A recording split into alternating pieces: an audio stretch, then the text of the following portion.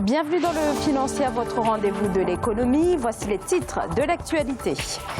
Des prévisions de croissance économique très positives pour le Cap-Vert pour 2019. La Banque centrale table sur 5,2% de croissance contre une précédente estimation de 4,7%. Une tendance amenée à se maintenir, prévoient les autorités. Hausse de la croissance également prévue au Togo de 4,9% en 2018. Elle devrait passer cette année à 5,1%. Et en fin d'édition, nous ferons le point sur les places boursières africaines.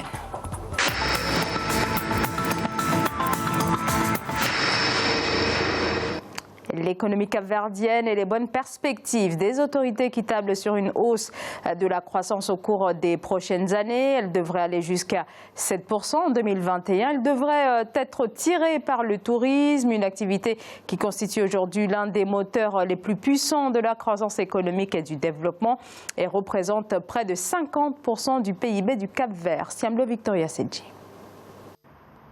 Selon de récentes prévisions de la Banque africaine de développement, le Cap-Vert devrait enregistrer une progression de 4,1% et 4,8% de son produit intérieur brut réel, respectivement en 2019 et 2020, grâce notamment au transfert de fonds au secteur touristique et aux investissements privés. En plein processus de relance, le pays a vu son économie se replier légèrement à 3,9% en 2018 contre 4% en 2017. Après le tourisme, on a le service bancaire et aussi la télécommunication qui pourront apporter beaucoup à l'économie. Les partenaires techniques et financiers ajoutent l'accord de coopération de change avec le Portugal qui pourra être l'élément bonus que le pays pourra récolter. Dans son plan stratégique pour le développement durable établi sur la période 2017-2021, l'exécutif vise 7% de croissance d'ici 2021. Début juillet 2019, lors d'un forum d'investissement, plus d'1,5 milliard d'euros ont été mobilisés contre 499 millions sollicités. Le pays, en attirant les investisseurs à cette hauteur-là, est en train progressivement de tourner dos à cette hantise de l'aide au développement. Aujourd'hui, le Cap-Vert est ce modèle en termes de bonne gouvernance. 44e sur 214 pays en matière de lutte contre la corruption selon les indicateurs 2019 de la Banque mondiale. L'exécutif continue d'améliorer sa gouvernance économique et veut plus que jamais miser sur les investisseurs privés pour promouvoir les atouts et accélérer la croissance de l'archipel.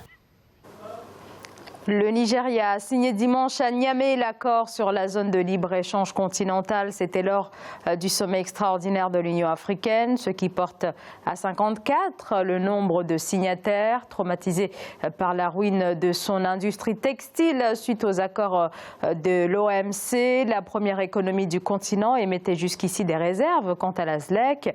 Le Nigeria qui a toujours appliqué une politique économique très protectionniste, notamment depuis l'arrivée au pouvoir en 2015 du président Muhammadu Buhari. Après 4,9% en 2018 et 4,4% en 2017, la croissance économique du Togo devrait dépasser les 5% cette année, selon le ministère de l'Économie et des Finances. Si cette prévision se concrétise, elle serait alors portée par la production agricole du pays, qui a connu un certain nombre de progrès. Ange Bijou, Nomenio. Après avoir été évalué à 4,4% en 2017, puis 4,9% en 2018, la croissance économique du Togo devrait franchir la barre des 5% en 2019, selon une prévision récente du gouvernement.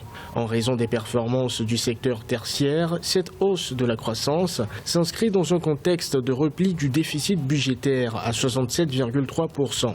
Des perspectives qui jusqu'alors n'ont pas de véritable impact sur le plan microéconomique, selon des experts. Le Togo nous dit qu'ils vont s'améliorer. Sachez d'ailleurs que vous avez parlé de 5 et quelques. Le taux de croissance, quand vous le divisez par habitant, il n'est que, je dis bien que, de 2,2. Ce qui se passe quand vous divisez cette moyenne, c'est une moyenne de tout le monde. 70% de la population est dans la pauvreté, voire dans l'extrême pauvreté. Donc la moyenne elle-même ne sert à rien. L'impact négatif de la crise politique de 2017 et les ajustements budgétaires ont limité la croissance économique du Togo à 4,7% en 2018, selon la Banque africaine de développement. Un plan national de développement 2018-2022 a été adopté pour booster l'économie du pays, mais la politique de gouvernance sera très déterminante déterminante dans la réussite de ce nouveau projet. L'objet de l'économie, fondamentalement, c'est essayer d'améliorer ce qu'on appelle, nous, la productivité globale d'une économie. Tout ce que nous faisons, nous devons essayer de le faire mieux en réduisant les coûts. La croissance du produit intérieur brut du Togo devrait atteindre 5,3% en 2020 dans l'hypothèse d'une résolution de la crise politique et d'un rétablissement des investissements publics privés.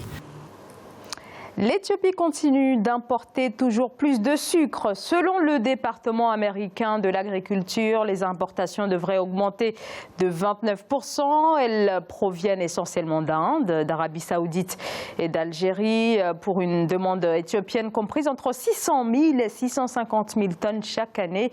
Bien loin donc de la production locale qui n'est que de 240 000 tonnes.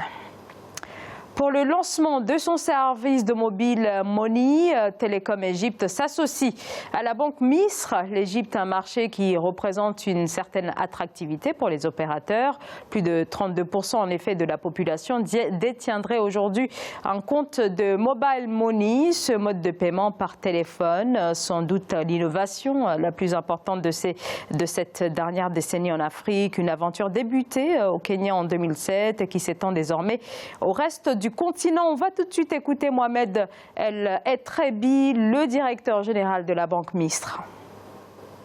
La Banque Misr s'est engagée à soutenir et stimuler l'utilisation des canaux de paiement électroniques. Cela contribuera à favoriser l'inclusion financière. Le but de cette initiative est d'intégrer le plus grand nombre de citoyens dans le système bancaire, de fournir des services de paiement concurrentiels et réglementer les plateformes de paiement existantes. Faisons à présent le point sur l'évolution des places financières africaines à la mi-journée. On va commencer par l'Afrique australe et l'océan Indien avec les marchés boursiers de l'île Maurice qui étaient en hausse de 0,10%. L'indice sud-africain baissait par contre de 0,41%. La bourse de Nairobi augmentait de 0,48%. Augmentation également pour l'indice Gaborone de 0,08%. On passe à l'Afrique de l'Ouest et centrale avec la BRVM qui baissait de 0,13%. Baisse également pour la bourse du Nigeria de 0,10%. La bourse du Ghana clôturait sur une augmentation de 0,02%. En Afrique du Nord, la bourse de Casablanca diminuait de 0,25%, la bourse du Caire de 0,99% et hausse pour l'indice tunisien de 0,20%. C'est la fin de ce Financière. Merci de votre fidélité. On se retrouve très vite pour un nouveau rendez-vous de l'économie sur Africa 24.